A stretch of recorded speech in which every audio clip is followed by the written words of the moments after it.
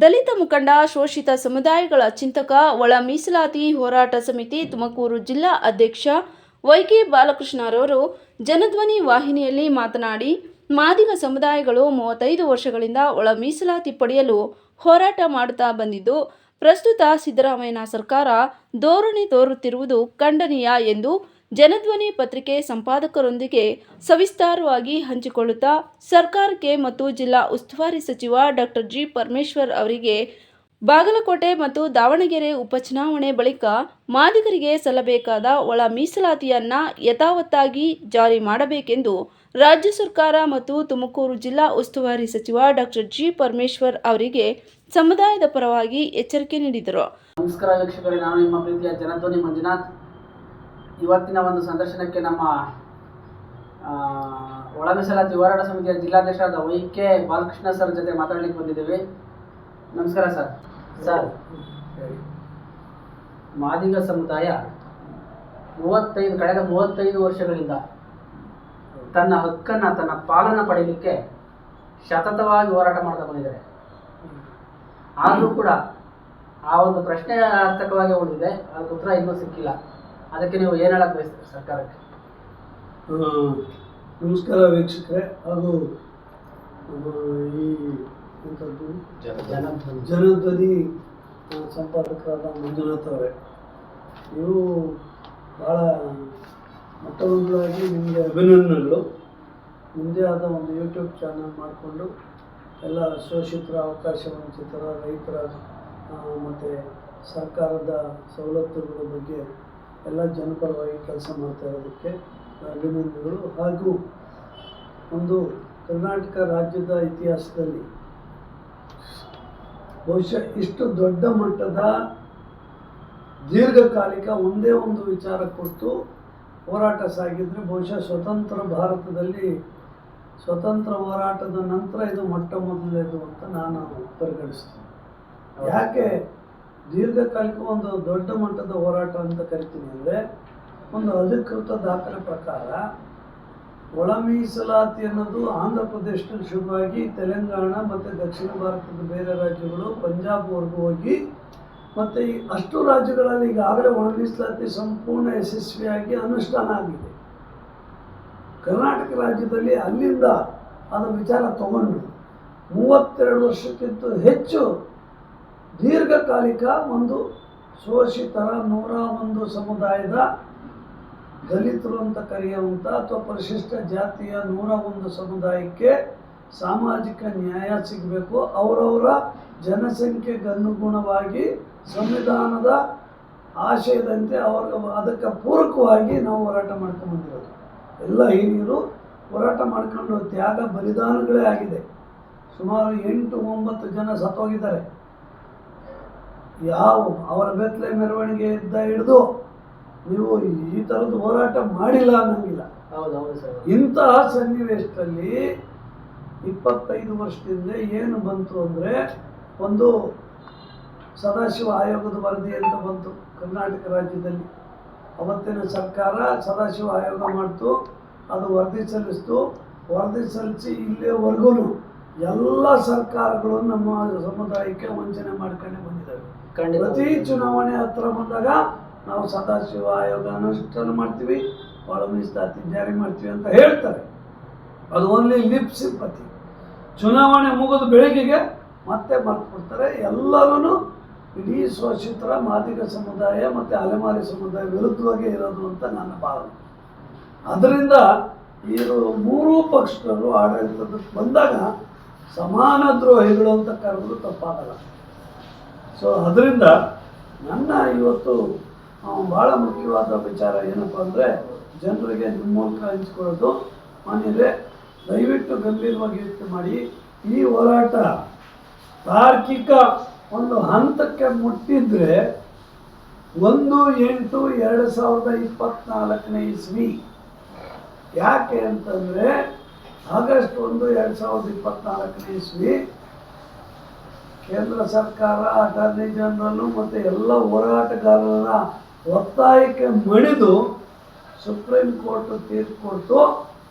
ಏನಂತ, 101 ಸಮುದಾಯ ಕರ್ನಾಟಕದಲ್ಲಿ ಮತ್ತು ಇಡೀ ದೇಶದಲ್ಲಿ ಪಂಜಾಬ್ ಸ್ಟೇಟ್ ವರ್ಸಸ್ ಸೆಂಟ್ರಲ್ ಇದ್ರ ಪ್ರಕಾರ ಒಂದು ಕೇಸಲ್ಲಿ ಇಲ್ಲಿಯವರೆಗೂ ಪರಿಶಿಷ್ಟ ಜಾತಿ ಒಳಗಡೆ ಒಳ ಮೀಸಲಾತಿ ಕಲ್ಪಿಸಲಿಕ್ಕೆ ಸಂವಿಧಾನ ಅಡ್ಡಿ ಬರುತ್ತೆ, ಅವಕಾಶ ಇಲ್ಲ ಅಂತ ಒಂದು ಸುಪ್ರೀಂ ಕೋರ್ಟ್ ತೀರ್ಪನ್ನ ನೆಪ ಮಾಡಿಕೊಂಡು ಎಲ್ಲ ಸರ್ಕಾರಗಳು ವಿರೋಧ ಮಾಡ್ತಾ ಇದ್ವಿ. ಆದರೆ 1/8/2024 ಸುಪ್ರೀಂ ಕೋರ್ಟ್ ತೀರ್ಪು ನಮ್ಮೆಲ್ಲರಿಗೂ ಒಂದು ಆನೆ ಬೆಂಬಲ ಸಿಕ್ಕಂಗಾಯಿತು. ಏನಪ್ಪ ಅಂದರೆ, ಒಂದು ಸಾಮಾಜಿಕವಾಗಿ, ಶೈಕ್ಷಣಿಕವಾಗಿ, ಔದ್ಯೋಗಿಕವಾಗಿ, ಆರ್ಥಿಕವಾಗಿ ಹಿಂದುಳಿದಿರುವ ಯಾವುದೇ ಸಮುದಾಯ ಪರಿಶಿಷ್ಟ ಜಾತಿ ಒಳಗಡೆ ಇದ್ದರೆ ಅದಕ್ಕೆ ಒಂದು ಸರ್ವೆ ಡೇಟಾನ, ಎಂಪೆರಿಕಲ್ ಡೇಟಾ ಅಂತ ಕರಿತೀವಿ, ಅದನ್ನು ದತ್ತಾಂಶ, ಪ್ರಾಯೋಗಿಕ ದತ್ತಾಂಶ ಇಟ್ಕೊಂಡು ನೀವು ಒಳ ಮೀಸಲಾತಿ ಕಲ್ಪಿಸಬಹುದು.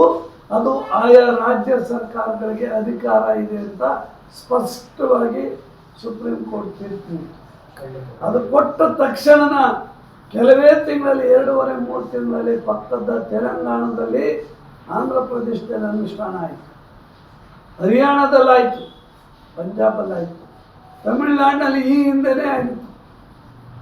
ಆದರೆ ಕರ್ನಾಟಕ ರಾಜ್ಯದಲ್ಲಿ ಇಂಥ ಸುದೀರ್ಘ ಹೋರಾಟ ಆದರೂ ಕೂಡ ಚುನಾವಣೆ ಮುಂಚೆ 2023 ಚುನಾವಣೆ ಮುಂಚೆ ಇವತ್ತಿನ ಕೇಂದ್ರ ಏನು ಕಾಂಗ್ರೆಸ್ ಸರ್ಕಾರ ಚಿತ್ರದುರ್ಗದ ಘೋಷಣೆಯಲ್ಲಿ ಪರಿಶಿಷ್ಟ ಜಾತಿ ವರ್ಗಗಳ ಒಂದು ದೊಡ್ಡ ಸಮಾವೇಶ ಮಾಡಿ ಅಲ್ಲಿ ಘೋಷಣೆ ಮಾಡಿದ್ದಾರೆ. ನಾವು ರಾಜ್ಯ ಸರ್ಕಾರ, ನಮ್ಮ ಕಾಂಗ್ರೆಸ್ ಸರ್ಕಾರ 23 ಮೇ ಚುನಾವಣೆಯಲ್ಲಿ ನಾವು ಅಧಿಕಾರಕ್ಕೆ ಬಂದರೆ ಮೊಟ್ಟ ಮೊದಲ ಸಂಪುಟ ಸಭೆಯಲ್ಲಿ ಒಳ ಮೀಸಲಾತಿ ಜಾರಿ ಮಾಡ್ತೀವಿ ಅಂತ ಹೇಳ್ಕೊಂಬಂದಿರೋರು. ಇವತ್ತು ದಿನಾಂಕ ಎಷ್ಟು? 10/4/2026 ಬಂದ್ರೂ ಇಂಥವು 26, 27 ಸಂಪುಟ ಸಭೆ ನಡೆದಿದ್ದಾವೆ. ಇವತ್ತಿನವರೆಗೂ ಕರ್ನಾಟಕ ರಾಜ್ಯ ಸರ್ಕಾರ ಕಿಂಚಿತ್ತು ಗಮನ ಹರಿಸಿಲ್ಲ. ಎಲ್ಲ 2 ಹೆಜ್ಜೆ ಮುಂದೆ ಹೋಗೋದು, 1 ಹೆಜ್ಜೆ ವಾಪಸ್ ಬರೋದು. ಯಾಕೆ ಈ ಮಾತು ಹೇಳ್ತಾ ಇದ್ದೀನಿ ಅಂದರೆ, 1/8/24 ಆದಮೇಲೆ ಆ ಪಕ್ಕದ ರಾಜ್ಯಗಳು ಅನುಷ್ಠಾನ ಮಾಡಿದ ಮೇಲೆ ನಮ್ಮ ಸಮುದಾಯದ ಒಂದು ರಾಜ್ಯದ ಎಲ್ಲ ಸಂಘಟನೆಗಳು, ಎಲ್ಲ ಹೋರಾಟಗಾರರು ಹೋರಾಟಕ್ಕೆ ಮಾಡಿದು ಜಸ್ಟಿಸ್ ನಾಗಮೋಹನ್ ದಾಸ್ ಆಯೋಗನ ಒಂದು ರಚನೆ ಮಾಡಿತು.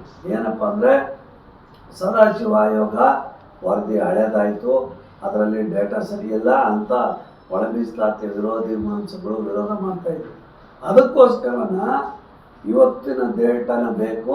ಪ್ರಸ್ತುತ ಸಂದರ್ಭದಲ್ಲಿ ಇಡೀ ರಾಜ್ಯದ ಶೋಷಿತರನ್ನ ಸರ್ವೆ ಮಾಡಿ ಸುಮಾರು 3 ತಿಂಗಳು ನಾಗಮೋಹನ್ ದಾಸ್ ಅವರು ಸುಮಾರು 1,16,18,00,000 ಜನಸಂಖ್ಯೆ ಇರುವ 1,05,00,000 ಜನನ ಸರ್ವೆ ಮಾಡಿ 5 ವಿಭಾಗ ಮಾಡ್ತು, 5 ಗುಂಪುಗಳು ಮಾಡ್ತು.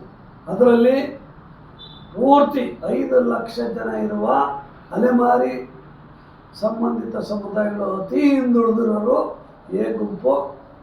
ನೆಕ್ಸ್ಟ್ ಹಿಂದುಳಿದಿರೋದು ಮಾದಿಗ ಸಂಬಂಧಿತ 38,00,000 ಜನ, ಹತ್ತತ್ರ ಅಷ್ಟು ಜನನ ಬಿ ಗುಂಪಾಗಿ ಮಾಡ್ತು. ಮತ್ತು ಚರವಾದಿ ಸಂಬಂಧಿತ ಸುಮಾರು 28-30-29 ಲಕ್ಷ, ಮತ್ತು ಸಣ್ಣ ಪುಟ್ಟ ಅಲ್ಲಿ 2 ಕಡೆ ಇರೋಂಥ ಒಂದು ಸಮುದಾಯ ಸೇರಿ 30 ಲಕ್ಷ ಜನ ಅಂತಲೇ ಅಂದ್ಕೊಂಡಿರೋ ಹೌದಾ ಸಿ ಕ್ಯಾಟಗರಿ ಅಥವಾ ಸಿ ಗುಂಪು ಅಂತ ಮಾಡ್ತಾರೆ. ಇನ್ನೊಂದು ಏನು ಈ SC 101 ಸಮುದಾಯದಲ್ಲಿ ಅತಿ ಮುಂದುವರೆದು ಎಲ್ಲ ಸವಲತ್ತನ್ನು ಪಡಿತಾ ಇರುವಂಥ ಸ್ಪೃಶ್ಯ ವರ್ಗ, ಲಂಬಾಣಿ, ಬೋವಿ, ಕೊರಚ, ಕೊರಮ ಸಮುದಾಯಗಳು ಅದನ್ನು ಡಿ ಗುಂಪು ಅಂತ ಮಾಡ್ತು. ಆಯಿತಾ? ಕೊನೆ 5ನೇ ಗುಂಪಿನ ಮಾಡ್ತು. ಏನಪ್ಪ ಅಂತಂದರೆ, ಅವರು ಸುಮಾರು 5 ಲಕ್ಷ ಜನ ಇದ್ದಾರೆ. ಅವರು ಏನಪ್ಪ ಅಂದರೆ, ಅವರು ಚಲವಾದಿನೂ ಅಂತಲ್ಲ, ಏಕೇನೂ ಅಲ್ಲ, ಏಡಿನೂ ಅಲ್ಲ, ಆದಿ ಆಂಧ್ರನೂ ಅಲ್ಲ, ಮಾದಿಗರು ಅಲ್ಲ, ಚರವಾದಿನೂ ಅಲ್ಲ ಅನ್ನೋಂಥದ್ದು. ಬರೀ ಏಕೆ, ಏಡಿ, ಆದಿ ಆಂಧ್ರ ಅಂತ ಬರೆಸಿ ನಿರ್ದಿಷ್ಟವಾಗಿ ಜಾತಿ ನಮೂದು ಮಾಡಿದಂಥ 5 ಲಕ್ಷ ಜನನ ಒಂದು ಕ್ಯಾಟಗರಿ ಮಾಡ್ತು. ಈ 5 ಕ್ಯಾಟಗರಿನಲ್ಲಿ 17% ಈಗಾಗಲೇ 2022 ನಮ್ಮ ಜನಸಂಖ್ಯೆಗೆ ಅನುಗುಣವಾಗಿ ನಾಗಮೋಹನ್ ದಾಸ್ ಇದೆ, ನಾಗಮೋಹನ್ ದಾಸ್ ಆಯೋಗ ಶಿಫಾರಸ್ಸಿನಂತೆ 15 17% ಏರಿಸಿದೆ. ಅದರಂತೆ ಅಲೆಮಾರಿ ಸಮುದಾಯಕ್ಕೆ ಎ ಕೆಟಗರಿಗೆ ಅತಿ ಹಿಂದುಳಿದಿರೋದಕ್ಕೆ 1%, ನೆಕ್ಸ್ಟ್ ಹಿಂದುಳಿದಿರೋ ಮಾದಿಗ ಸಂಬಂಧಿತಕ್ಕೆ 6%, ಛಲವಾದಿ ಸಂಬಂಧಿತಕ್ಕೆ 5%, ಲಂಬಾಡಿ ಬೋವಿ ಸಮುದಾಯಕ್ಕೆ 4%, ಆದಿ ಕರ್ನಾಟಕ, ಆದಿ ಆಂಧ್ರ, ಆದಿ ದ್ರಾವಿಡ ಅಂತ ಹೇಳಿ ಯಾವುದೇ ಉಪಜಾತಿ ಹೆಸರು ಬರೀದೇ ಇದ್ದಂಥ ಜನಕ್ಕೆ 5 ಲಕ್ಷ ಜನಕ್ಕೆ 1% ಮೀಸಲಾತಿನ ಕಲ್ಪಿಸಿ ನಾಗಮಂದಾಸ ಆಯೋಗ ಶಿಫಾರಸು ಮಾಡಿ ವರದಿ ಸಲ್ಲಿತು. ಆ ವರದಿನ ಇಟ್ಕೊಂಡು 19/8/2025 ಕ್ಯಾಬಿನೆಟ್ ಕರ್ನಾಟಕ ರಾಜ್ಯ ಸರ್ಕಾರ ಸಂಪುಟ ಸಭೆ ನಡೆಸಿತು. ಅವತ್ತು ಇಡೀ ರಾಜ್ಯದ ಒಳ ಮೀಸಲಾತಿ ಪರ ಇದ್ದಂಥ ಮಾದಿಗ ಸಂಬಂಧಿತ ಮತ್ತು ಅಲೆಮಾರಿ ಸಮುದಾಯಗಳು ಫ್ರೀಡಮ್ ಪಾರ್ಕಲ್ಲಿ ಒಂದು ದೊಡ್ಡ ಪ್ರತಿಭಟನೆ ಮಾಡಿ ಇವತ್ತು ಎಷ್ಟೊತ್ತೇ ಆಗಲಿ ಸರ್ಕಾರ ಇವತ್ತು ಒಳ ಮೀಸಲಾತಿ ಜಾರಿ ಆದೇಶ ಮಾಡಬೇಕು, ಅಲ್ಲಿವರೆಗೂ ನಾವು ಹೊರಗಡೆಗೆ ಹೋಗಲ್ಲ ಅಂತ ಹೇಳಿ ಅಲ್ಲಿ ಪ್ರತಿಭಟನೆ ಮೆರವಣಿಗೆ ಮಾಡಿ ಧರಣಿ ಕೂತಿದ್ದಾಗ ರಾಜ್ಯ ಸಂಪುಟ ಸಭೆ ರಾತ್ರಿ 9 ಗಂಟೆಗೆ ಘೋಷಣೆ ಮಾಡಿತು. ನಾವು ಒಳ ಮೀಸಲಾತಿ ಜಾರಿ ಮಾಡ್ತೀವಿ, ತಾರ್ಕಿಕವಾಗಿ ಈಗ 3 ಗುಂಪು ಮಾಡ್ತೀವಿ, 5 ಬದಲು 3 ಗುಂಪು ಮಾಡ್ತೀವಿ ಅಂತ ಹೇಳಿ ಘೋಷಣೆ ಮಾಡ್ತೀವಿ. ಅದು ಏನಪ್ಪ ಅಂದರೆ ಅತಿ ಹಿಂದುಳಿದಿರೋಂಥ ಅಲೆಮಾರಿ ಸಮುದಾಯ ತಗೊಂಡೋಗಿ ಲಂಬಾಣಿ ಬೋವಿ ವರ್ಚಾ ಕೊರಮೂರ ಜೊತೆಗೆ ಸೇರಿಸ್ತು, ಸಿ ಕೆಟಗರಿ ಮಾಡ್ತೀವಿ.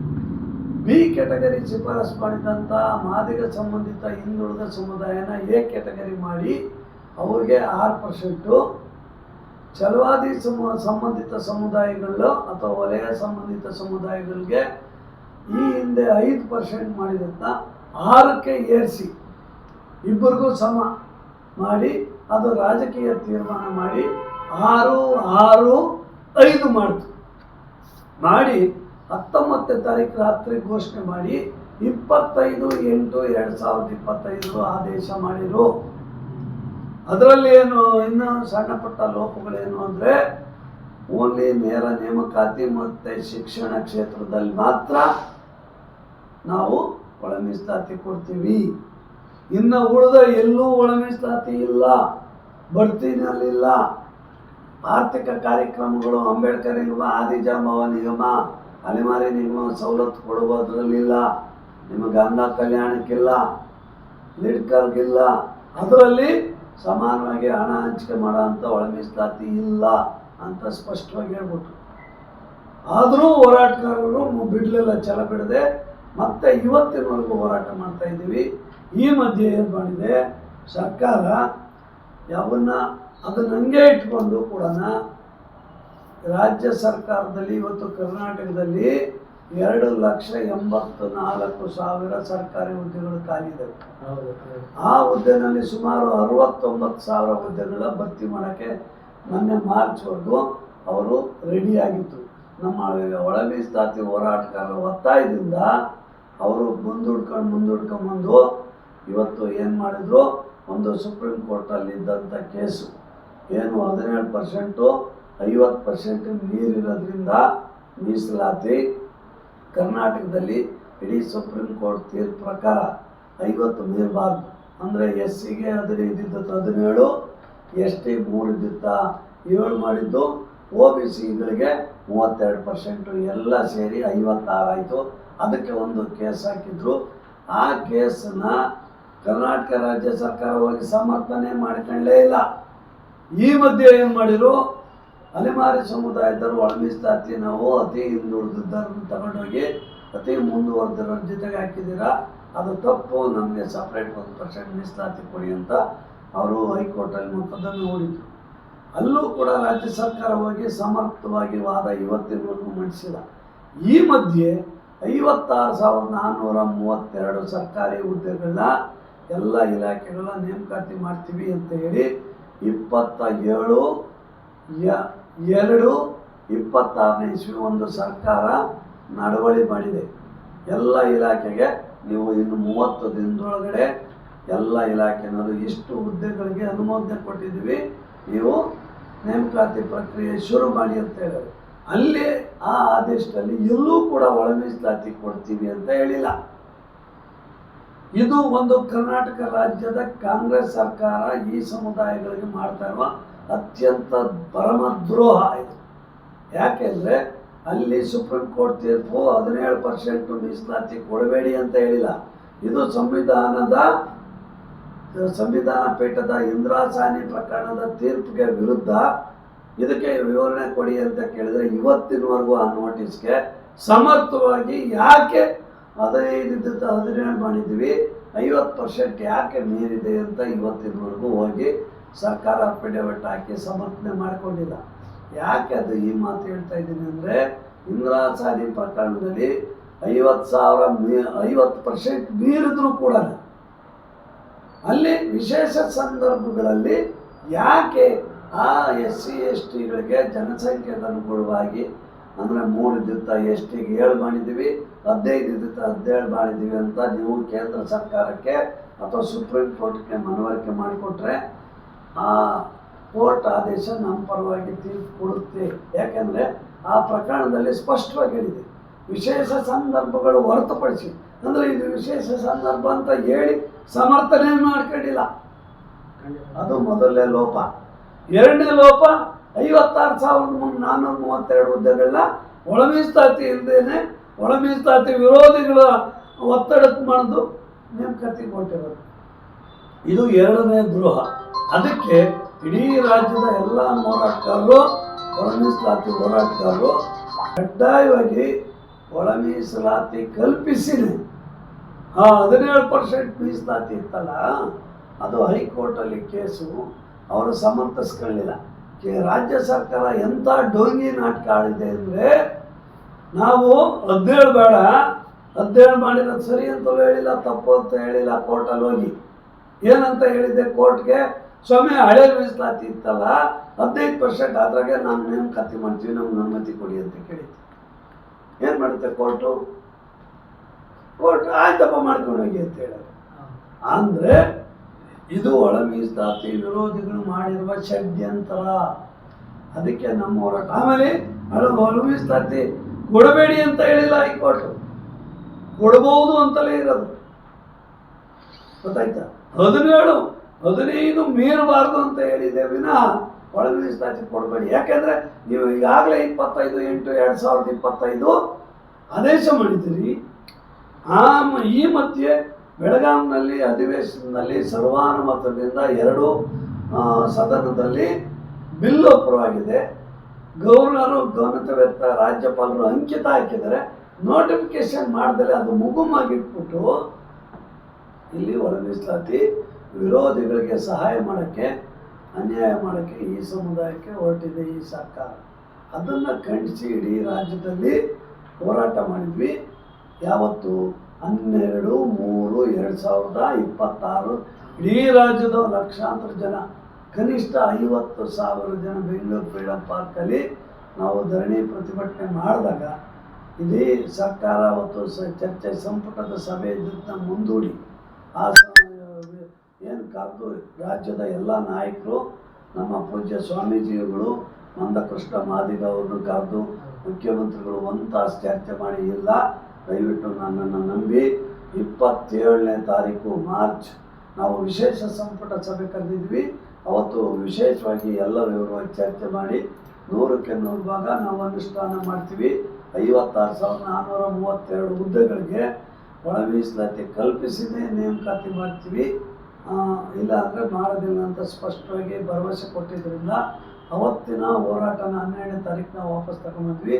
27ನೇ ತಾರೀಕು ಸಂಪುಟ ಸಭೆ ನಡೀಲೇ ಇಲ್ಲ. 26ನೇ ತಾರೀಕು ರಾತ್ರಿ 8 ಗಂಟೆಗೆ ಮುಂದೂಡ್ಬಿಟ್ರು ಅನಿರ್ದಿಷ್ಟ ಅಂತ. ಆದರೆ ಈ ಕಾರಣ ಕೊಟ್ಟಿದ್ದೇನು, ಚುನಾವಣಾ ನೀತಿ. ನಮ್ಮ ಅಪ್ಪನಿಗೂ ಚುನಾವಣಾ ನೀತಿಗೂ ಇದಕ್ಕೂ ಸಂಬಂಧ ಇಲ್ಲ. ಅವತ್ತು ಕೊಟ್ಟಂತ ಭರವಸೆ ಆಗಿ ಉಳಿತು, ಭರವಸೆ ಆಗೇ ಉಳಿದಿದೆ. ಈಗ ಅಲ್ಲಿ ಉಪಚುನಾವಣೆ ಚಿತ್ರದುರ್ಗ ಮತ್ತು ದಾವಣಗೆರೆ ಉಪಚುನಾವಣೆ ನಡೀತಾ ಇದೆ. ಅದನ್ನ ತೋರಿಸಿದ್ರು. ಇದು ಬಾಗಲಕೋಟೆ ಅದನ್ನ ತೋರಿಸ್ತಾ ಮುಂದೂಡಿದ್ರು.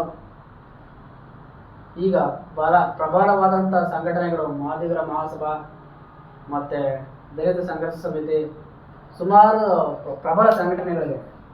ನಿಮ್ಮಂಥ ಪ್ರಬಲ ನಾಯಕರುಗಳಿದ್ದೀರಿ. ಇವರು ಮಾಡದೇ ಹೋದ ಪಕ್ಷದಲ್ಲಿ ಮುಂದಿನ ಹೋರಾಟ ಹೇಗಿರುತ್ತೆ ನೀವು? ಈಗ ಅದಕ್ಕೆ ಕರ್ನಾಟಕ ರಾಜ್ಯದಲ್ಲಿ ಈಗಾಗಲೇ 27ನೇ ತಾರೀಕು ಅವತ್ತು ತುಮಕೂರು ಬೆಂಗಳೂರಲ್ಲಿ ನಾವೆಲ್ಲ ಸೇರ್ಕೊಂಡಿದ್ವಿ. ಅವತ್ತು ಸಂಪುಟ ಸಭೆ ದಿನದಲ್ಲೇ ಒಂದು 10,000 ಜನ ಆಗಲೇ ಸೇರ್ಕೊಳಕ್ಕೆಲ್ಲ ಹೊರಟಿದ್ವಿ ವಾಲಂಟಿಯರ್ಗೆ. ಅವತ್ತು ದಿಢೀರ್ 26ನೇ ತಾರೀಕು ರಾತ್ರಿ ಅವರಿಗೆ ಸಂಪುಟ ಸಭೆ ಮುಂದೂಡಿದ್ರಿಂದ ನಾವು ಆದರೂ ಕೂಡ ಸೇರಿಕೊಂಡು 1000 ಜನ ಸೇರಿ ಆ ಎಲ್ಲ ಒಳ ಮೀಸಲಾತಿ ಹೋರಾಟಗಾರರು, ರಾಜ್ಯದ ಎಲ್ಲ ಸಂಘಟನೆಗಳು, ಬಸವರಾಜ್ ಕೌತಾಳು, ಅಂಬಣ್ಣ, ಮಾರ್ಸಂದ್ರ ಮುನಿಯಪ್ಪನವರು, ಎಲ್ಲ DSSಗಳು, ಆಮೇಲೆ ಭಾಸ್ಕರ್ ಪ್ರಸಾದಿಂದ ಹಿಡಿದು ಪ್ರತಿಯೊಬ್ಬರು ಎನ್ ಮೂರ್ತಿಯಿಂದ ಎಲ್ಲ ಬಣಗಳು ಅವತ್ತು ಸೇರಿ ಏನು ನಿರ್ಣಯ ಮಾಡಿದ್ರು, 12ನೇ ತಾರೀಕು ನಾವೇನು ಘೋಷಣೆ ಮಾಡಿದ್ವಿ ಆ ಹೋರಾಟ ಮುಂದುವರ್ಸೋಣ.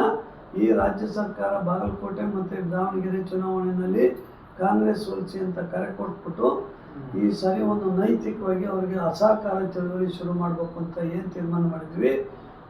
ಏಪ್ರಿಲ್ 5ನೇ ತಾರೀಕು ಬಾಬು ಜಗಜೀವನ್ ರಾಮ್ ಜಯಂತಿ ಹಾಗೂ ನಮ್ಮ ಶೋಷಿತ 2 ಕಣ್ಣುಗಳು ಡಾಕ್ಟರ್ ಬಾಬು ಜಗಜೀವನ್ ರಾಮ್ ಅವರು ಮತ್ತು ಡಾಕ್ಟರ್ ಬಾಬಾ ಸಾಹೇಬ್ ಅಂಬೇಡ್ಕರ್ ಈ 2 ಜಯಂತಿಗಳ ಕರ್ನಾಟಕ ರಾಜ್ಯ ಸರ್ಕಾರ ಆಚರಿಸಲಿಕ್ಕೆ ನೈತಿಕ ಅಧಿಕಾರ ಮತ್ತು ಹಕ್ಕಿಲ್ಲ. ಅದರಿಂದ ಸರ್ಕಾರ ಮಾಡುವ ಎಲ್ಲ ಈ 2 ಜಯಂತಿಗಳ ಎಲ್ಲ ಹೋರಾಟಗಾರರು, ಚಿಂತಕರು, ವಿಚಾರವಂತರು, ನಮ್ಮ ಸಮುದಾಯಗಳ ಎಲ್ಲ ಒಳ ಮೀಸಲಾತಿ ಪರ ಇರುವ ಎಲ್ಲ ವ್ಯಕ್ತಿ ಸಂಘಟನೆಗಳು ಬಹಿಷ್ಕರಿಸಿ ಪರ್ಯಾಯವಾಗಿ ನಾವೇನೇ ಆ ಮಹನೀಯರ ಜಯಂತಿ ಮಾಡೋಣ ಅಂತ ತೀರ್ಮಾನ ತಗೊಂಡು ಇಡೀ ರಾಜ್ಯದಲ್ಲಿ ಮತ್ತು ತುಮಕೂರು ಜಿಲ್ಲೆಯಲ್ಲಿ 10 ತಾಲೂಕಲ್ಲಿ ಅವತ್ತು 5ನೇ ತಾರೀಕು ಸರ್ಕಾರಿ ಜಯಂತಿನ ನಾವು ಬಹಿಷ್ಕರಿಸಿದ್ವಿ. ಪರ್ಯಾಯವಾಗಿ ಈಗಾಗಲೇ ಆಚರಣೆ ಮಾಡಿದ್ವಿ. ಈಗ ಅಂಬೇಡ್ಕರ್ ಜಯಂತಿ ಕೂಡ ಅದೇ ರೀತಿ ಮುಂದುವರಿಸ್ತೀವಿ. ಈಗ ನಿನ್ನೆ ಇವತ್ತು 9 ರಾತ್ರಿ ಚುನಾವಣೆ ಮುಗಿದೈತೆ.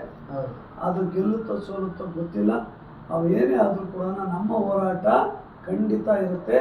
ರಾಜ್ಯದ ಕಾಂಗ್ರೆಸ್ ಸರ್ಕಾರ ಇದೇ ರೀತಿ ಒಳ ಮೀಸಲಾತಿ ಅನುಷ್ಠಾನ ಮಾಡದೆ ಏನಾದರೂ ಒಂದು ಹುದ್ದೆ ನೇಮಕಾತಿ ಮಾಡಿದರೆ ನಮ್ಮ ವಿದ್ಯಾರ್ಥಿ ಯುವಕರಿಗೆ ಒಂದು ಶಿಕ್ಷಣದಲ್ಲಿ, 2 ನಿರುದ್ಯೋಗಿ ಯುವಕರಿಗೆ ಉದ್ಯೋಗನ ಒಳ ಮೀಸಲಾತಿ ಕಲ್ಪಿಸಿ ಅವರು ಮುಂದುವರಿಬೇಕು. ಮತ್ತು ಪೊಲಿಟಿಕಲ್ ರಿಸರ್ವೇಷನ್ ಆಗಬೇಕು ಸ್ಥಳೀಯ ಸಂಸ್ಥೆಗಳಲ್ಲಿ, ಮತ್ತು ನಮ್ಮ ಆರ್ಥಿಕ ಕಾರ್ಯಕ್ರಮಗಳಲ್ಲಿ ಕಡ್ಡಾಯವಾಗಿರಬೇಕು. ಹಾಗೂ ಬಡ್ತಿನಲ್ಲೂ ಕೂಡ ಕಡ್ಡಾಯವಾಗಿ ಎಲ್ಲೆಲ್ಲಿ ಮೀಸಲಾತಿ ಅನುಷ್ಠಾನ ಇದೆ ಆ ಎಲ್ಲ ಕ್ಷೇತ್ರಗಳಲ್ಲೂ ಒಳ ಮೀಸಲಾತಿ ಜಾರಿ ಆಗಬೇಕು. ಅಲ್ಲಿವರೆಗೂ ನಮ್ಮ ಹೋರಾಟ ನಿರಂತರವಾಗಿರುತ್ತೆ ಅಂತ ನಾನು ಹೇಳಲಿಕ್ಕೆ ಇಷ್ಟಪಡ್ತೀನಿ. ಜೊತೆಗೆ ಮುಂದುವರೆದು ನಾವು ಈಗಾಗಲೇ ಏಪ್ರಿಲ್ 14ರವರೆಗೂ ನೋಡ್ತೀವಿ. ಅದರ ನಂತರ ರಾಜ್ಯದ ಎಲ್ಲ ಹೋರಾಟಗಾರರು ಒಂದು ಕಡೆ ಸೇರಿ ಈಗಾಗಲೇ ರಾಜ್ಯ ಸರ್ಕಾರ, ಕೇಂದ್ರ ಸರ್ಕಾರ ಎರಡೂ ಕೂಡ ಸಮಾನ ದ್ರೋಹಿಗಳು. ಯಾಕೆ ಅಂತ ಹೇಳಿದರೆ ಇವರು ಇಲ್ಲಿವರೆಗೂ ಸುಪ್ರೀಂ ಕೋರ್ಟು ಅದು ಇದು ಹೇಳ್ತಿದ್ರು. ಸುಪ್ರೀಂ ಕೋರ್ಟ್ ತೀರ್ಪು ಮೇಲೆ ಒಳ ಮೀಸಲಾತಿ ವಿರೋಧಿಗಳಿಗೆ ಹೆಚ್ಚು ಮನ್ನಣೆ ರಾಜ್ಯ ಸರ್ಕಾರ ಕೊಟ್ಟು ಕುತಂತ್ರ ಮಾಡ್ಕೊಂಡು ಮುಂದೂಡ್ತೈತೆ. ಕೇಂದ್ರ ಸರ್ಕಾರ ಏನು ರಾಜ್ಯ ಸರ್ಕಾರಗಳು ತೋರಿಸ್ಕೊಂಡು ನಾಟಕ ಆಡ್ತೈತೆ. ಏನು ಮಾಡಬೇಕಿತ್ತು, ಈಗಾಗಲೇ 22ನೇ ಇಸ್ವಿನಲ್ಲಿ ಕಾಂಗ್ರೆಸ್ ಸರ್ಕಾರ ಬಂದಮೇಲೆ ಈಗಲೂ ಕೂಡ 15% ಇದ್ದಂಥ ಈ ಮೀಸಲಾತಿ 17ಕ್ಕೆ ಮತ್ತು ಪರಿಶಿಷ್ಟ ವರ್ಗಗಳದ್ದು 3% ಇದ್ದಂಥ 7% ಶಿಫಾರಸು ಮಾಡಿರೋದ ಕೇಂದ್ರ ಸರ್ಕಾರಕ್ಕೆ ಸಾಮಾಜಿಕ ನ್ಯಾಯದಲ್ಲಿ ನಂಬಿಕೆ ಇದ್ದರೆ, SC/ST ಸಮುದಾಯಗಳ ಬಗ್ಗೆ ಗೌರವ ಇದ್ದರೆ ಈ ಕೂಡಲೇ ಅದು ಸಂವಿಧಾನದ ಪರಿಚ್ಛೇದ 9ಕ್ಕೆ ಅಂದರೆ 9th ಶೆಡ್ಯೂಲ್ಗೆ ಸೇರಿಸಿ ರಾಷ್ಟ್ರಪತಿ ಅಂಕಿತ ಹಾಕಿಸಿ ಅವರು ಈ SC/ST ಸಮುದಾಯನ ಕಾಪಾಡಬೇಕು. ಇಲ್ಲ ಅಂದರೆ ನೀವು ರಾಜ್ಯ ಸರ್ಕಾರ ಎಷ್ಟು ದ್ರೋಹ ಮಾಡ್ತಾ ಇದೆಯೋ ಅಷ್ಟೇ ನೀವು ಸಮಾನ ದ್ರೋಹಿಗಳು ಅಂತ ಈ ಶೋಷಿತರು ಗಂಭೀರವಾಗಿ ಪರಿಗಣಿಸಿ ಮುಂದಿನ ದಿನಗಳಲ್ಲಿ ಈ 2 ಪಕ್ಷಗಳಿಗೆ, ಈ 2 ಸರ್ಕಾರಗಳಿಗೆ ಉತ್ತರನ ನಾವು ಕೊಡ್ತೀವಿ ಅಂತ ಹೇಳಲಿಕ್ಕೆ ಬಯಸ್ತೀನಿ. ಉತ್ತರ ಯಾವ ರೀತಿ ಇರುತ್ತೆ ಅಂದರೆ 14ರ ನಂತರ ಕರ್ನಾಟಕ ರಾಜ್ಯದಲ್ಲಿ ಯಾವುದೇ ಕೇಂದ್ರ ಅಥವಾ ರಾಜ್ಯ ಸರ್ಕಾರದ ಸಭೆ ಸಮಾರಂಭಗಳು ನಡೀಲಿಕ್ಕೆ ಬಿಡೋದಿಲ್ಲ. ನಾವು ಕಪ್ಪು ಬಾವುಟ ಪ್ರದರ್ಶನ ಮಾಡ್ತೀವಿ, ಪ್ರತಿಭಟನೆ ಮಾಡ್ತೀವಿ, ರಸ್ತೆ ರೋಕ ಮಾಡ್ತೀವಿ, ರೈಲು ರೋಕ ಮಾಡ್ತೀವಿ. ಇಡೀ ರಾಜ್ಯದಲ್ಲಿ ಜನ ದಂಗೆ ಎದ್ದು ಆಶ್ಚರ್ಯಲ್ಲ. ಅದಕ್ಕೆ ಈ 2 ಸರ್ಕಾರಗಳು ನಾಟಕ ಆಡೋದು ಬಿಟ್ಟು ಈ ಕೂಡಲೇ ಪಕ್ಷಾತೀತವಾಗಿ ಒಳ ಮೀಸಲಾತಿ ಜಾರಿಗೆ ರಾಜ್ಯ ಸರ್ಕಾರದ ಹಾಗೂ ವಿರೋಧ ಪಕ್ಷದಲ್ಲಿರೋರು ಎಲ್ಲರೂ ಕೂಡ ಒತ್ತಾಯ ತಂದು ಈ ಕಾಂಗ್ರೆಸ್ ಸರ್ಕಾರ ಸಿದ್ದರಾಮಯ್ಯ ಮತ್ತು ಅವರ ಸಂಪುಟದ ಇವರಿಗೆ ಒತ್ತಾಯ ತಂದು ಒಳ ಮೀಸಲಾತಿ ಜಾರಿ ಮಾಡಿಸ್ಬೇಕು. ಇಲ್ಲ ಅಂದರೆ ನೀನು ಹತ್ತಂಗೆ ಆಡು ನಾನು ಸತ್ತಂಗೆ ಮಾಡ್ತೀನಿ ಅನ್ನೋ ಥರದ ನಾಟಕನ ಈ ಎಲ್ಲ ಪಕ್ಷಗಳು ಬಿಡಬೇಕು, ಇಲ್ಲಾಂದ್ರೆ ಮುಂದಿನ ದಿನದಲ್ಲಿ ನೀವು ಇದ್ರ ಪರಿಣಾಮ ಎದುರಿಸ್ತೀರ ಅಂತ ಈ ಮೂಲಕ ನಾನು ಇಡೀ ಜಿಲ್ಲೆಯ ರಾಜ್ಯದ ಈ ಶೋಷಿತರ ಪರವಾಗಿ ಮನವಿ ಮಾಡ್ತಾ ಇದ್ದೀನಿ. ಎರಡೂ ಸರ್ಕಾರಗಳು ಈಗ ಕೊನೆಯ ಅವಕಾಶ, ಈಗಲಾದ್ರೂ ಸನ್ಮಾನ್ಯ ಸಿದ್ದರಾಮಯ್ಯನವರು ಅಹಿಂದ ನಾಯಕ, ಸಾಮಾಜಿಕ ನ್ಯಾಯದ ಅಧಿಕಾರ ಅಂತ ನಾವೆಲ್ಲರೂ ನನ್ನನ್ನು ಒಳಗೊಂಡು ಭಾವಿಸಿದ್ವಿ. ಆದರೆ ನಿಮ್ಮ 35 ವರ್ಷದ ಇತಿಹಾಸ ನೋಡಿದಾಗ ಅದು ನಿಜ ಅನಿಸಿದ್ರು ಕೂಡ ಇತ್ತೀಚೆಗೆ ಈಗ 2ನೇ ಬಾರಿ ನೀವು ಮುಖ್ಯಮಂತ್ರಿ ಆದಮೇಲೆ ಹಿಂದುಳಿದ ವರ್ಗಗಳಿಗೂ ಯಾವ ಆಯೋಗದ ಶಿಫಾರಸು ಅನುಷ್ಠಾನ ಮಾಡಿಲ್ಲ, ಮತ್ತು ದಲಿತರಿಗೂ ಕೂಡ ಯಾವುದೇ ನ್ಯಾಯನ ಕೊಟ್ಟಿಲ್ಲ. ಅತ್ಯಂತ ಸಾಮಾಜಿಕ ನ್ಯಾಯದ ರೂವಾರಿ ಅಲ್ಲದೇ ಸಾಮಾಜಿಕ ನ್ಯಾಯದ ರೂವಾರಿ ಅಲ್ಲ, ಸಾಮಾಜಿಕ ಅನ್ಯಾಯದ ರೂವಾರಿ ಅಂತ ಈ ಶೋಷಿತರು ಪರಿಗಣಿಸಬೇಕಾಗುತ್ತೆ. ದಯವಿಟ್ಟು ಅದಕ್ಕೆ ಅವಕಾಶ ಕೊಡಬೇಡಿ. ನೀವು ಇತಿಹಾಸದಲ್ಲಿ ಉಳಿಬೇಕು ಅಂದರೆ ಇದು ಒಳ್ಳೆ ಕೆಲಸ ಮಾಡಿ ನೀವು ನೈತಿಕತೆಯನ್ನು ಪ್ರದರ್ಶನ ಮಾಡಿ ಅಂತ ಅತ್ಯಂತ ಕಳಕಳಿಯಿಂದ ಮನವಿ ಮಾಡ್ತಾ ಇದ್ದೀನಿ. ಸರ್, ಸರ್ಕಾರದ ಮುಖ್ಯಮಂತ್ರಿಗಳಿಗೆ ಇದು ಸಮುದಾಯದ ಪರವಾಗಿ ಎಚ್ಚರಿಕೆ ಕೊಡ್ತಾ ಇದ್ದಾರೆ, ರಿಕ್ವೆಸ್ಟ್ ಮಾಡ್ತಾ ಇದ್ದಾರೆ, ಮನವಿ ಮಾಡ್ತಾ ಇದ್ದಾರೆ. ಇದು ಎಚ್ಚರಿಕೆ ಅಂತಲಾದರೂ ತಗೊಳ್ಳಿ, ಮನವಿ ಅಂತಲಾದರೂ ತಗೊಳ್ಳಿ. ಯಾವ ರೀತಿ ನಾನು ಒಬ್ಬ ಡಾಕ್ಟರ್ ವೈ.ಕೆ. ಬಾಲಕೃಷ್ಣಪ್ಪ ಒಬ್ಬ ನಿವೃತ್ತ ಅಧಿಕಾರಿ ಆಗಿರ್ಬೋದು, ಆದರೆ ನಿಮ್ಮ ಸಾಮಾಜಿಕ ಬದ್ಧತೆ ಕಳಕಳಿಯ ಪ್ರಶ್ನೆ ಈಗ ಕಳೆದ 1.5-2 ತಿಂಗಳಿಂದ ನಮ್ಮನ್ನು ಕಾಡ್ತಾ ಇದೆ. ಇಲ್ಲಿವರೆಗೂ ಇರಲಿಲ್ಲ. ನೀವು ಹೇಳುವ ಎಲ್ಲ ಸಬೂಬುಗಳು ನಂಬಿದ್ವಿ. ಆದರೆ 25/8/2025 ಆದೇಶ ಮಾಡ್ತೀರಾ, ಬೆಳಗಾಂ ಅಧಿವೇಶನದಲ್ಲಿ ಬಿಲ್ ಪಾಸ್ ಮಾಡಿಸ್ತೀರಿ, ಗೌರವಾನ್ವಿತ ರಾಜ್ಯಪಾಲರು ಅಂಕಿತ ಆಗ್ತಾರೆ. ಅದೇ ದಿನ ಸಂಪುಟ ಸಭೆಯಲ್ಲಿ ನೀವು 56,432 ಹುದ್ದೆಗಳು ನೇಮಕಾತಿ ಮಾಡ್ತೀರಾ. ಕಾರಣ ಏನು ಕೊಡ್ತೀರಾ? ಧಾರವಾಡದಲ್ಲಿ 1 ದಿನ ನಿರುದ್ಯೋಗಿ ಯುವಕರು ಹೋರಾಟಕ್ಕೆ ನಾವು ಮನ್ನಣೆ. ಹೌದು, ನಿರುದ್ಯೋಗ ಎಲ್ಲ ಶೋಷಿತರು, ಎಲ್ಲ ಸಮುದಾಯದ ಯುವಕರಿಗೂ ನಿರುದ್ಯೋಗನೇ. ಹಾಗಾದರೆ 1 ದಿನ ಚಳವಳಿಗೆ ಅಷ್ಟು ಗೌರವ ಕೊಡಬೇಕಾದ್ರೆ ನೀವು 32-35 ವರ್ಷದ ಹೋರಾಟಕ್ಕೆ ಕನಿಷ್ಠ ನಿಮಗೆ ಅದಕ್ಕೆ ಬೆಲೆ ಇಲ್ವಾ? ದಯವಿಟ್ಟು ಅರ್ಥ ಮಾಡ್ಕೊಳ್ಳಿ. ಸನ್ಮಾನ್ಯ ಮುಖ್ಯಮಂತ್ರಿಗಳಾದ ಸಿದ್ದರಾಮಯ್ಯನವರೇ ಮತ್ತು ಒಳ ಮೀಸಲಾತಿ ವಿರೋಧಿ ಸಚಿವ ಸಂಪುಟದ ಸದಸ್ಯರು ನಾಟಕ ಆಡಬೇಡಿ. ಇನ್ಕ್ಲೂಡಿಂಗ್ ನಮ್ಮ ಜಿಲ್ಲಾ ಮಂತ್ರಿಗಳು ಕ್ಷಣಕ್ಕೆ ಅವರ ವಿಡಿಯೋ ನೋಡ್ತಾ ಇದ್ರೆ ಗೊತ್ತಾಗುತ್ತೆ. ಕ್ಷಣಕ್ಕೆ ಅವರ ಮನಸ್ಥಿತಿ ಎಷ್ಟು ಚಂಚಲವಾಗಿದೆ, ಎಷ್ಟು ಶೋಷಿತರ ವಿರುದ್ಧವಾದ ಮನಸ್ಥಿತಿ ಅಂತ.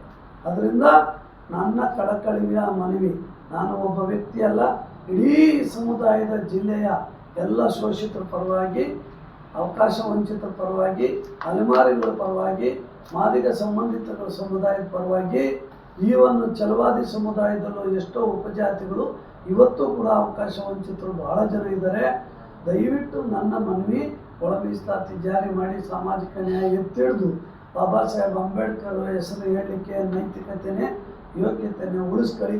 ಇಲ್ಲಾಂದ್ರೆ ಅವ್ರ ಹೆಸರು ಹೇಳೋಕ್ಕೆ ನಿಮಗೆ ಭಾಳ ಜನಕ್ಕೆ ಯೋಗ್ಯತೆಯೂ ಇಲ್ಲ, ಅರ್ಹತೆಯೂ ಇಲ್ಲ ಅಂತ ನಾವು ಜನ ತೀರ್ಮಾನ ಮಾಡ್ತಾರೆ ಅಂತ ನಾನು ಈ ಮೂಲಕ ಸ್ಪಷ್ಟವಾಗಿ ಹೇಳಲಿಕ್ಕೆ ಬಯಸ್ತೀನಿ. ಸರ್, ಖಂಡಿತ ಮಾತು ಸ್ಪಷ್ಟವಾಗಿದೆ. ಈಗ ಕೊನೆಯದು ಒಂದು ಪ್ರಬಲವಾದ ಪ್ರಶ್ನೆ. ದಲಿತರು ಈಗ ಎಲ್ಲ ಒಂದೇ, ವಲಯರು ಇರ್ಬೋದು, ಲಂಬಾಣಿಸ್ ಇರ್ಬೋದು, ಕೊಚ್ಚ, ಕೊರಮ, ಅಲೆಮಾರಿ ಇರ್ಬೋದು, ಮಾದಿಗ ಇರ್ಬೋದು, ಎಲ್ಲ ಒಂದೇ, ಎಲ್ಲರೂ ದಲಿತ ಸಮುದಾಯದವರೇ. ಅಂದರೆ ಅದರಲ್ಲಿ ಬಲಿತ ದಲಿತರು ಬಲಿಯದ ದಲಿತರನ್ನ ತುಳಿತಾ ಇದ್ದಾರೆ. ಅಂತಹ ಬಲಿತ ದಲಿತರು ಸಮುದಾಯದಲ್ಲೇ ಇದ್ದಾರೆ. ಅವರು ಶಾಸಕರಾಗಿದ್ದಾರೆ, ಮಂತ್ರಿಗಳಾಗಿದ್ದಾರೆ, ಜಿಲ್ಲಾ ಉಸ್ತುವಾರಿ ಮಂತ್ರಿಗಳಾಗಿದ್ದಾರೆ. ಅವರು ಬಲಿತ ದಲಿತರು ನಮ್ಮನ್ನು ತುಳಿತಾ ಇದ್ದಾರೆ ಅಂತಕ್ಕಂಥ ವಿಚಾರವಾಗಿ ಡೈರೆಕ್ಟ್ ಆಗಿ ನಾನು ಹೇಳಲಿಕ್ಕೆ ಬಯಸ್ತೀನಿ. ಡಾಕ್ಟರ್ ಜಿ ಪರಮೇಶ್ವರ್ ಸಾಹೇಬರು ಜಿಲ್ಲಾ ಉಸ್ತುವಾರಿ ಮಂತ್ರಿ ಇದ್ದಾರೆ. ಅವರು ಕೂಡ ದಲಿತ ಸಮುದಾಯದಲ್ಲಿ ಹುಟ್ಟಿರ್ತಕ್ಕಂಥವ್ರು. ಅವರು ಕೂಡ ಯಾಕೋ ರೆಕಮೆಂಡ್ ಮಾಡಲಿಕ್ಕೆ ಹಿಂದೇಟ್ ಆಗ್ತಾ ಇದ್ದಾರೆ ಅಂತಕ್ಕಂಥದ್ದು ನನ್ನ ಭಾವನೆಯನ್ನು ತೋರಿಸ್ತಾ ಇವತ್ತು ಪ್ರಶ್ನೆ ಕೇಳ್ತಾ ಇದ್ದೀನಿ. ಜಿಲ್ಲಾ ಉಸ್ತುವಾರಿ ಸಚಿವರಾದಂಥ ದಲಿತ ರಾಜಕಾರಣಿ ಪರಮೇಶ್ವರ್ ಸಾಹೇಬ್ರಿಗೆ ಏನು ಹೇಳಕ್ಕೆ ಬಯಸ್ತೀರಾ? ನಾನೇನು ಹೇಳ್ತೀನಿ ಅಂದರೆ, ಅವರು ಈಗಾಗಲೇ ಹೇಳಿದ್ದೀನಿ, ನಾವು ಕೂಡ 30-35 ವರ್ಷದಿಂದ ಅವ್ರು ನೋಡಿದ್ದೀವಿ, ಗೊತ್ತಿಲ್ಲ. ಅವರು ಯಾವ ಸಂದರ್ಭದಲ್ಲಿ ದಲಿತರಾಗ್ತಾರೆ, ಯಾವ ಸಂದರ್ಭದಲ್ಲಿ ಬಲಿತರಾಗ್ತಾರೆ ಅಂತ ಜಿಲ್ಲೆಯ ಜನಕ್ಕೆ ಗೊತ್ತಿದೆ. ಅವರು ದಲಿತರು ನಿಜವಾಗ್ಲೂ ದಲಿತರು ಅಂತ ಹೇಳೋದಾದರೆ, ಸಾಮಾಜಿಕ ನ್ಯಾಯದಲ್ಲಿ ನಂಬಿಕೆ ಇದ್ದರೆ, ಡಾಕ್ಟರ್ B.R. ಅಂಬೇಡ್ಕರ್ ಅವರ ವಿಚಾರದಲ್ಲಿ ನಂಬಿಕೆ ಇದ್ದರೆ, ಶೋಷಿತರ ಪರವಾಗಿ ಏನಾದ್ರೂ ಅವ್ರಿಗೆ ಪ್ರೀತಿ, ಗೌರವ, ಮಾನವೀಯ ಅಂತಃಕರಣ ಇದ್ದರೆ ಈ ಕೂಡಲೇ ಒಳ ಮೀಸಲಾತಿ ಜಾರಿ ಮಾಡಲಿಕ್ಕೆ ಮುಂಚೂಣಿಯಲ್ಲಿ ನಿಂತ್ಕೊಂಡು ಕೆಲಸ ಮಾಡಬೇಕಿತ್ತು. ನನಗೆ ಇರುವ ಖಚಿತ ಮಾಹಿತಿ ಪ್ರಕಾರ ಅವರು ಈ ಒಳ ಮೀಸಲಾತಿ ಕಗ್ಗಂಟು ಉದ್ಭವ ಆಗಿರೋದೇ ಸನ್ಮಾನ್ಯ ಡಾಕ್ಟರ್ ಪರಮೇಶ್ವರ್ ಅವರ ಮಾರ್ಗದರ್ಶನದಲ್ಲಿ, ಡಾಕ್ಟರ್ ಎಚ್ ಸಿ ಮಹದೇವಪ್ಪನವರ ನೇತೃತ್ವದಲ್ಲಿ ಅಂತ ಇಡೀ ರಾಜ್ಯದ ಹೋರಾಟಗಾರರು ಮಾತಾಡ್ತವ್ರೆ. ಇಲ್ಲ ಅದು ಸುಳ್ಳು ಅಂತ ಹೇಳೋದಾದರೆ ಇವರು ದಾವಣಗೆರೆಯಲ್ಲಿ ಒಂಥರ ಮಾತಾಡೋದು, ಬಾಗಲಕೋಟೆಯಲ್ಲಿ ಒಂಥರ ಮಾತಾಡೋದು, ಕೊರಟಗೆರೆಗೆ ಒಂಥರ ಮಾತಾಡೋದು, ತುಮಕೂರಲ್ಲಿ ಒಂಥರ ಮಾತಾಡೋದು ಬಿಟ್ಟು ಸ್ಪಷ್ಟವಾಗಿ ನಾನು ಒಳ ಮೀಸಲಾತಿ ಪರವಾಗಿದ್ದೀನಿ ಅಂತ ಹೇಳಿ ಜಾರಿ ಮಾಡಿಸಿ. ಇಲ್ಲ ಈ ಕಾರಣಕ್ಕೆ ಒಳ ಮೀಸಲಾತಿ ನಾನು ವಿರೋಧ ಮಾಡ್ತೀನಿ, ಈ ಕಾರಣಕ್ಕೆ ಈಗ ಇರಬೇಕು ಅಂತಲ್ಲಾದರೂ ಸ್ಪಷ್ಟಪಡಿಸಿ ಅಂತ ನಾನು ಮನವಿ ಮಾಡ್ತೀನಿ. Thank you. ಇದು ಜನಧ್ವನಿ ಕನ್ನಡ ನ್ಯೂಸ್, ಧ್ವನಿ ಇಲ್ಲದ ಜನರಿಗಾಗಿ. ನಮಸ್ಕಾರ.